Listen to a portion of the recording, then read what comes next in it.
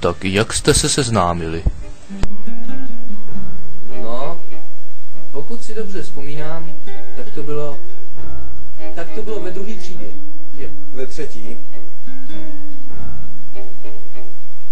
No, myslím, že to bylo ve třetí třídě. A kde to bylo? Kde to bylo? Chcete vědět, kde to bylo? To jsme zrovna byli za školou. Takže to bylo za školou. Nekecej, bylo to ve škole. To bylo za školou. Ve škole.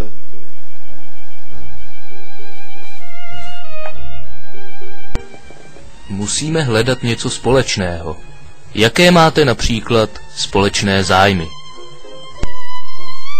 Holky. Airsoft. Holky. Airsoft. Krásný holky. Krásný Airsoft. Ale když se tak veme, tak i ten airsoft. I ty holky. Řekl jste, že jste jeho velící. Cítíte se mu i v obyčejném životě jaksi nadřazený? No.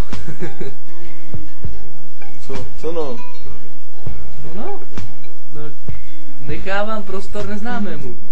Jo tak. A co můžete jeden o druhém tak o sobě říct?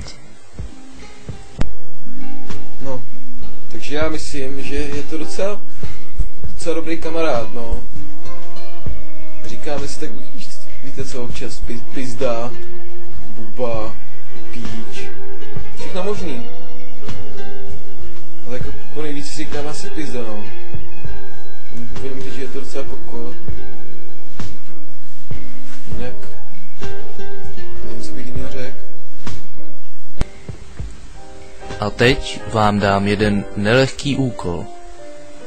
Pochvalte jeden druhému nějakou jeho schopnost. To si ze mě děláte srandu, ne? Jeho a chválit? Jo, tak to dá práci. Ale tak jako jo, no, tak když to tak řeknu, tak no, jako s těma zbraněma to umíš, no. To se musí uznat, s těma zbraněma to umíš.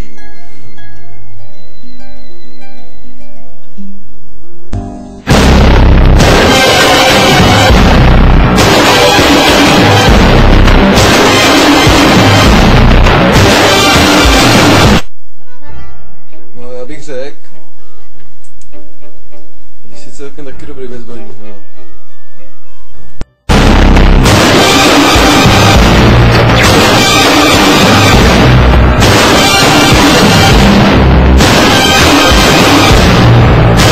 To je asi tak jediný, co bych o tebe řekl.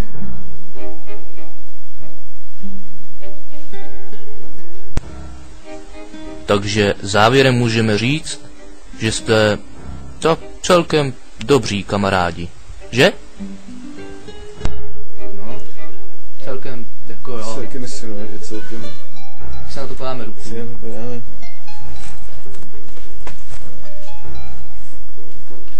No, Ale některé věci se nezmění. to ne, no.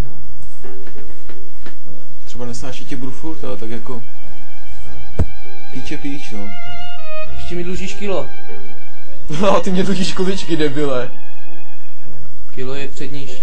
Až mi dáš ty to kilo, tak já za ně koupím ty kuličky. Kuličky stojí 300, debile. Já už 200 mám. No, jo, tak pán 200 má. Já mám 200. A co to 100? Tu mi dáš ty. Protože tu mi dlužíš. A tomu se nevyhneš. Dlužím tak akorát velký hovno.